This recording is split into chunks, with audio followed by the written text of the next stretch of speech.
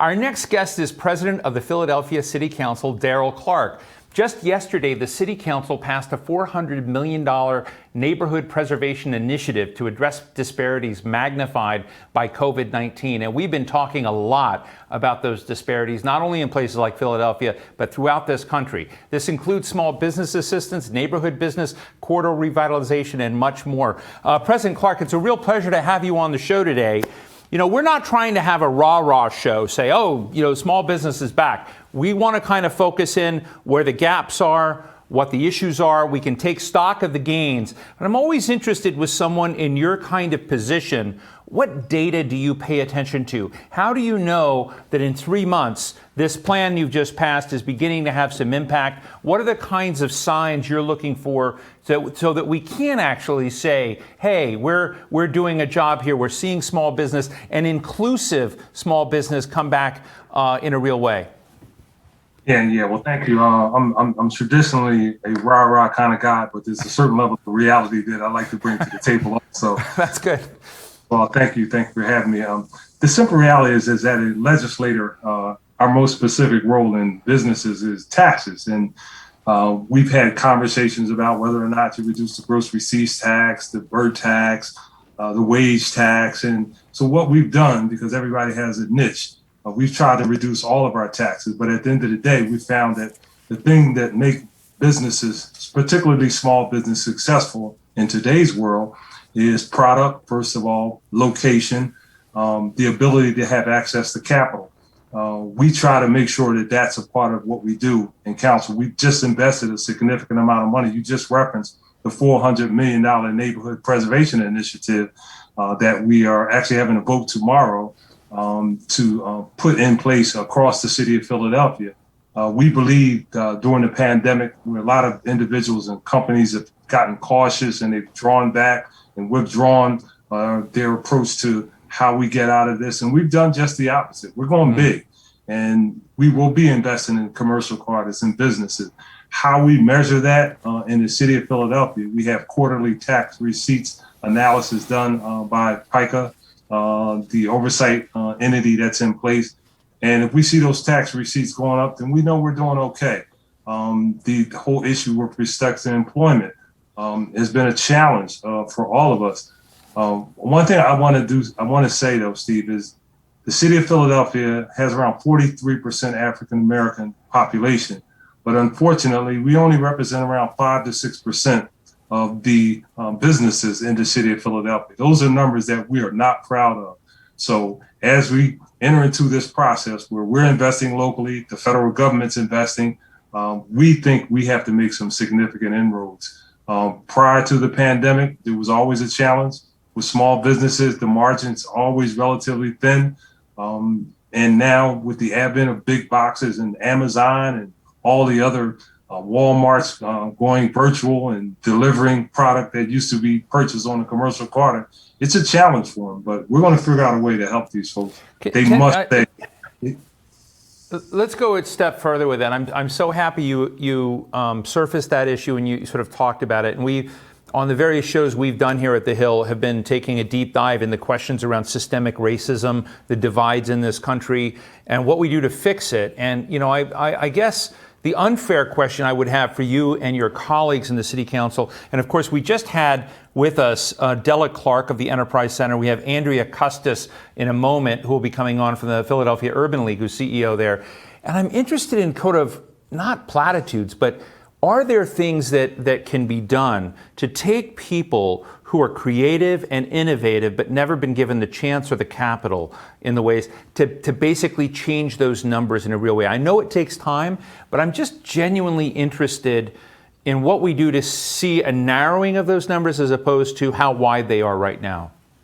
Yeah, well, I'm a candid person, and the reality is that too frequently people are given one opportunity to be successful. But other individuals that are in the majority community get multiple times. You know, it's difficult to tell somebody, well, we're going to give you a shot. If you're successful, that's all well and good. But if you fail, it immediately places a level of pressure on that individual to be successful in the business. Most business startups go under. I mean, that's just the simple reality of it. But we think that the government, We referenced earlier, you talked about Della. She's done a great job. The lending institutions in the city of Philadelphia must do a much better job. We actually sued one recently for that whole level of inequity as it relates to lending practices. So we need to be aggressive. We need to make sure that the equity lens is met in a meaningful way, not just simply conversation. When the federal government finally decides on what level of infrastructure dollars come to the city of Philadelphia, along with the American Recovery Plan, we need to leverage our $400 million to make sure that the equity lens is met, to give people in neighborhoods real opportunity. I mean, this notion that a person, because they didn't have a background or a MBA from Harvard or Yale, they can't run a business. It's just not accurate. You know, people have to be prepared to work hard. As I said earlier, they have to have a good product and they can be successful. And we're going to focus on that very aggressively to make sure that this whole equity issue is addressed in a meaningful way. You know, Darrell, you just gave me a great idea. Well, maybe we both have this idea together, which is if you read about Silicon Valley and these, mega zillionaires they've all failed before. I mean, they talk about their failure in their bios. In fact, Vinod Khosla, who's a very famous venture capitalist out there, actually has a conference, or has had one in the past called fail.com. And these people come in and maybe we should get him to come and we do a version of that in Philadelphia. And so we remove the stigma and you basically build in the fact that people get a second chance. Just an idea. I didn't know we were going to go that direction, but what you just said prompted this issue. And I think you're completely right that certain parts of American community get multiple chances at bat and others don't get that. So anyway, you just inspired me. But let me ask you, when it comes to things like the Biden administration is doing, is the quality of partnership between what's evolving at the federal government, some of these big budget initiatives that are coming in, are they going to partner well with some of the initiatives that you have in Philadelphia around infrastructure, jobs? Does that give you hope? Absolutely. The $400 million that we referenced earlier, there are significant components. As an example, we're probably going to spend 40% of that on building affordable housing. In the infrastructure plan, they have a $300 billion wish list on the federal side. There's no way we shouldn't be able to leverage that to create the level of affordability and quality affordability in the city of Philadelphia. We have a significant shortage because right now the market is hot, but the market is hot for market rate housing. Unfortunately, again, the city of Philadelphia is number one as it relates to the most people at the level of at or below the level of poverty in our city. We're number one. Again, a designation that we're not proud of, but it is what it is. If you can give a person an affordable place to live, that gives them a platform to get appropriately trained. It gives them a platform to have the appropriate schools and education in these neighborhoods. So we look forward to the infrastructure money. We want to use some of that American recovery money. We hear about the family plan. If we get child tax credits that will be formalized, if we get support for daycare that will allow individuals to go to training and prepare for tomorrow's jobs, we think we'll be in good shape. So I'm very excited about the prospect of utilizing that opportunity. You and I need to spend more time together on this stuff. I'm excited by what you're sharing, but I also love your bluntness. But we've got a question from our audience from Lila Kaplan, who is grants manager of the Welcoming Center. And I must admit, I don't know where the Welcoming Center is, up in Philadelphia or somewhere, but she asked a good question. She says, if it's possible for you to address, she's interested in whether there are specific opportunities for immigrants and immigrant-owned businesses in Philadelphia, which is another dimension of the picture. How is that the immigrant, because I've been to Philadelphia a lot, and frankly, I get a sense that it's got an immigrant vibe. Well, it actually is to some degree. There are sections in the city where there's a significant level of immigrant population and immigrant businesses. In areas in Albany, in areas in South Philadelphia, there's a significant immigrant population.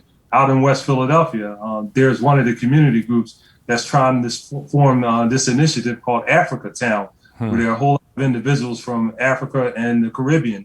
They literally have stores where they're trying to build a community and give it a designation. So there's quite a bit, but again, they run into the same challenges as access to capital. And, bottom line is, I'm for what President Biden is talking about is providing opportunity. And sometimes opportunity is just not simply a job. It should be an opportunity for you to be an employer. So then you can hire those individuals that are out in the neighborhoods seeking opportunity. Steve, real quick, I had met with a 21-year-old young man yesterday. I was like so amazed at him. And he decided, he was a real smart kid. He decided after a year, he said, you know what? I don't want to go to college anymore. I'm going to open a business. And he was actually growing up in one of the toughest neighborhoods in the city of Philadelphia. It's a tough little city sometimes. This kid has a cleaning business. He has 15 employees. And at the end of the meeting, I said, well, what do you want me to do? He said, I want you to provide a $250,000 infusion of capital with a loan. He didn't ask for a grant to grow my business so I can hire these guys that I hang out in the street when I was growing up. I mean, that's the kind of level of enthusiasm that you want to be supportive of. And I don't think that young man should only get one chance. He should get multiple chances because he is going to be successful. I kidded him about the fact that at some point he's going to have to pay a tax based on the Biden administration's initiative for anybody over 400,000 or anybody over $1 million. He said, I'm glad to be able to pay that tax. So that's what we're going to do. We're going to be aggressive. We're going to be positive. I'm just optimistic. I mean, every now and then the stars align, and this may be a one-time shot for us to take advantage of all of the opportunities that are going to be presented on the federal, state, and local level. Well, listen, when we do this again, will you bring that young man with you on the show? I absolutely will. I mean, that kid was impressive. I mean, you know, he actually told me, I was telling some old stories about when I was his age and what I used to do in the neighborhood. And he politely said, well, we can't keep talking about that. We need to talk about my peers and what we're going to do in the future, right? I said, all right, you got that. It's good to be pushed. Well, Darrell Clarke, president of the Philadelphia City Council, it's a real pleasure talking with you today. Thanks for joining us. All right, my pleasure. Look forward to talking to you.